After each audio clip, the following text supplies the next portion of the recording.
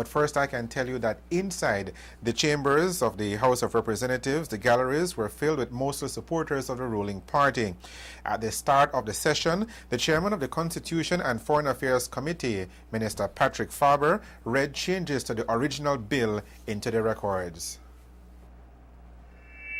The opening sentence, substitute the words by renumbering that section as subsection 1 thereof for the words by renumbering that section as subsection 1. Clause 3, in the new subsection 9 of section 69, delete the words and a law passed by the National Assembly to alter any of the provisions of this Constitution which is passed in conformity with this section shall not be open to challenge in any court of law on any ground whatsoever. Clause 4, subsection 143, in the definition of public utility provider, to delete the paragraph D. Section 144, in subsection 1, delete the words, and no court shall inquire into the constitutionality, legality, or validity of the said acquisitions, notwithstanding anything to the contrary contained in section 17, section 20, or any other provisions of this Constitution or any other law or rule of practice. Delete subsection 2 in its entirety, renumber subsections 3 and 4 as subsections 2 and 3 respectively. When the Prime Minister presented the Ninth Amendment Bill for its second reading, Mr. Barrow opened the debate by emphasizing that his government has listened to the concerns of the people and made the necessary adjustments. In addition to all this, though, paragraph D of section 143, and that again is in clause 4 of the bill, which provided that the definition of public utility provider could be expanded by resolution of the National Assembly, is also deleted. Now, Mr. Speaker, this last one had not been discussed with the churches, but we thought it necessary to remove the paragraph because of inexplicable misunderstanding, I don't say mischief, that arose in some places.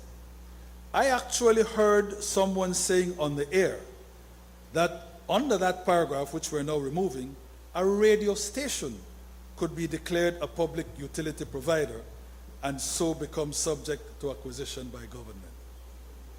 Mr. Speaker, like so much of the other misinformation that swirled during what at times became a silly season, this was always ridiculous. Public utilities was itself defined right at the start of section 143 of the bill. Section 143 said, for the purposes of this part, public utilities means the provision of electricity service, telecommunication services, and water services. When can a radio station provide electricity services, telecommunication services, or water services?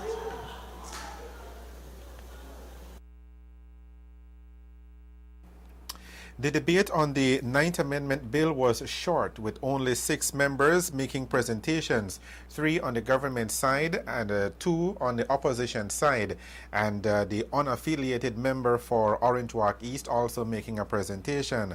Former Prime Minister Said Musa, in his presentation, questioned why the government is now tampering with the Constitution to effect ownership of public utilities at a time when compensation has still not been determined. Mr. Musa called the bill an arrogant abuse of power. Why is the government doing this when their very first takeover of BTL has been declared unlawful and invalid by the Court of Appeal? And if they felt that the court was wrong, the Court of Appeal, the highest court in Belize, if they felt that that court was wrong, why did they not appeal the decision? Why did they not? Why instead did they use the force of the police and the army to take back control of BTL in defiance of the judgment of the Court of Appeal? This, I submit, Mr. Speaker, was yet another clear demonstration of this government's arrogant abuse of power that they seem to believe that might makes right. In fact, that was not nationalization. It was expropriation of private property, as the court found. What if 10, 15 years down the road, a majority of local Belizean investors are willing to put up their money into buying shares in any of these utilities and to get majority control, a majority of Belizean, local Belizean investors? What if they want? And what if they have the capital down the road? Why should they not have that opportunity to own it, the Belizean people? Why must it be owned by the government for all times? As we said, the unaffiliated member for Orange Walk East, Marcel Cardona, spoke against the 9th Amendment bill, but when it came down time for a vote, he actually abstained. Apart from asking for the customary yea and nay, the Prime Minister requested upon the third reading that there be a division, which meant that each member of the House of Representatives individually had to voice whether they voted for or against. Cardona chose to abstain because if he had voted against, since technically he's elected on the government side, he would have lost his seat in the House of Representatives.